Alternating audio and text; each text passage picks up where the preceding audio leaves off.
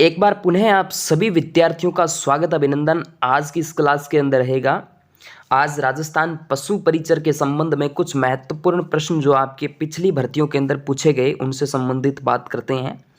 Video को patience बना के पूरा देखना ताकि पूरी जानकारी इस वीडियो के माध्यम से आपको मिल सके। ठीक है, अच्छे अच्छे क्वेश्चंस आपके लिए मैंने लिए हैं।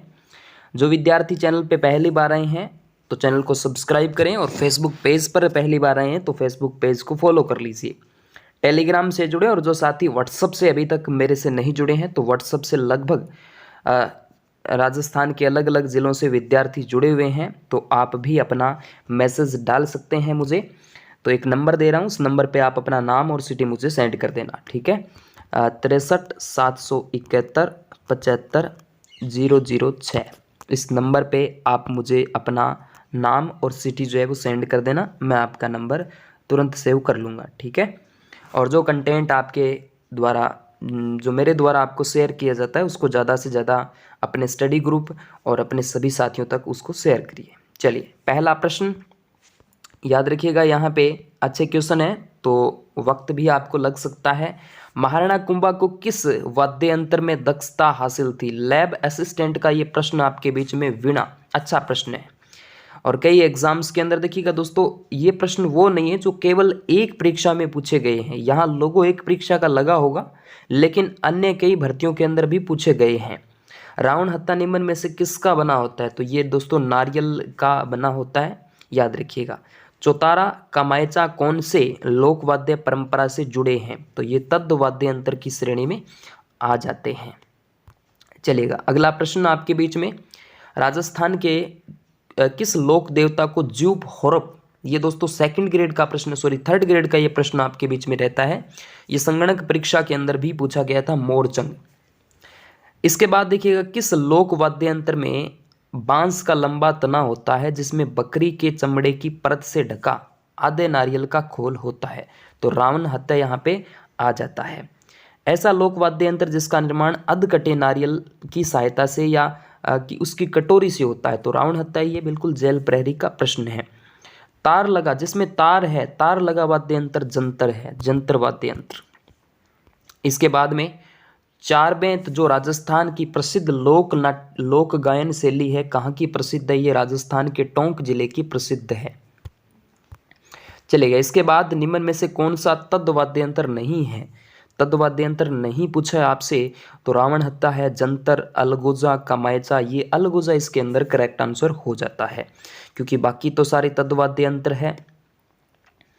इसके बाद देखिएगा, निम्न में से कौन सा यंत्र राजस्थान के 13 ताली नृत्य में काम नहीं आता? डेरू 13 ताली नृत्य में काम नहीं आता है।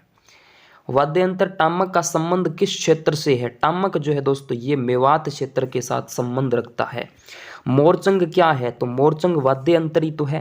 राजस्थान के प्रसिद्ध पखावज वादक है, तो डॉक्टर यानी पंडित पुरुषोत्तम दास आ जाते हैं। इसके बाद निम्न में से कौन सा तद्ध वाद्य यंत्र नहीं है? तो सतारा नहीं है, चौतारा तो है, रबाब है, जंतर है। अभी बताया मैंने तार वाला वाद्य यंत्र। कौन सा सुशिर वाद्य यंत्र नहीं है? तो अलगोजा सुशिर वाद्य यंत्र है, सतारा है, इसके अलावा मोरचंग है, सुरमंडल जो है ये नहीं है, क्योंकि ये तो तद्ध वाद्य यंत्र की श्रेणी में आ जाता है। निम्न में से कौन सा वाद्य यंत्र तद्ध वाद्य यंत्र नहीं है? तो ये आपके सामने अलगोजा है, ये वही प्रश्न आपके बीच में आ जाता है।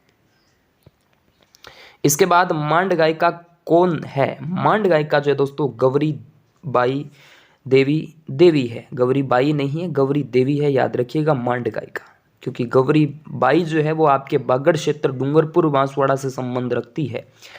इसके बाद हम बात करते हैं राजस्थान की सबसे प्रसिद्ध लोकप्रिय फड़ कौन सी है? तो पाबूजी महाराज की फड़ है। राजस्थान के प्रसिद्ध पखावज वादक कौन है जिन्हें भारत सरकार द्वारा पद्मश्री से नवाजा जा चुका है? तो पंडित पुरुषोत्तम दास का नाम यहाँ से लिया जाता है। मोहर्रम के अवसर पर प्रयोग में लिया जाने वाला प्रसिद्ध वाद्य यंत्र कौन सा है? तो तासा इम्पोर्टेंट है। मुस्लिम संप्रदाय के द्वारा ऐसाई का प्रश्न आपके बीच में था। ये राजस्थान का वह संगीत वाद्य यंत्र संगीत वादक जिसे प्रसिद्ध ग्रैमी अवार्ड से नवाजा गया, तो पंडित विश्व मोहन भट्ट, जो कि जिनका संबंध जयपुर से रहता है। खड़नाल के जादूगर थे तो सद्दीक खान मांगणियर का नाम लिया जाता है।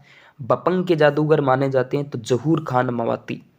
इसके अलावा प्रसिद्ध सुरनई वादक पेपे खान है।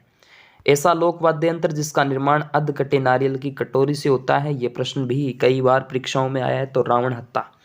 लोक नाट्य के रूप में पाबूजी की फड़ अत्यंत लोकप्रिय है, तो पाबूजी लोक नायक माने जाते हैं। वैसे तो लोक देवता हैं, पंचपीरों में सम्मिलित है। सुशिर वाद्य यंत्र में सर्वप्रथम जो है, सर्वश्रेष्ठ जो है सहनाई माना जाता है। विवाह शादी के अंदर जो होते हैं ना वो। पुष्कर के प्रसिद्ध नगाड़ा वादक रामकिशन सोलंकी। जैसलमेर का प्रसिद्ध नड़वादक कर्णा भील का नाम लिया जाता है। मांदल एक वाद्य यंत्र है, याद रखिएगा। पुरुषों द्वारा किया जाने वाला नृत्य आपसे पूछे तो कच्छी घोड़ी नृत्य आ जाता है। यह नृत्य शेखावाटी में विवाह के अवसरों पर व्यावसायिक रूप से किया जाता है, जिसमें पैसे कमाए जाते हैं। इसके अलावा घूमर नृत्य राजस्थान के किस जिले का प्रसिद्ध नृत्य है, तो जयपुर जिले का प्रसिद्ध नृत्य आ जाता है। कच्छी घोड़ी नृत्य किस क्षेत्र में ज़्यादा प्रचलित है, तो शेखावाटी क्षेत्र में। किस नृत्य को राई नृत्य भी कहा जाता है, तो गौरी नृत्य को राई नृत्य के रूप में देखा जाता है।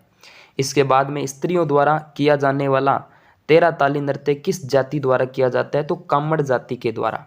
उसके बाद नृत्य की किस शैली से दयाराम संबंधित था, तो भवाई नृत्य से। चलिए अगला प्रश्न, नृत्य की कथक शैली का आदिम घराना माना जाता है, तो जयपुर घराना।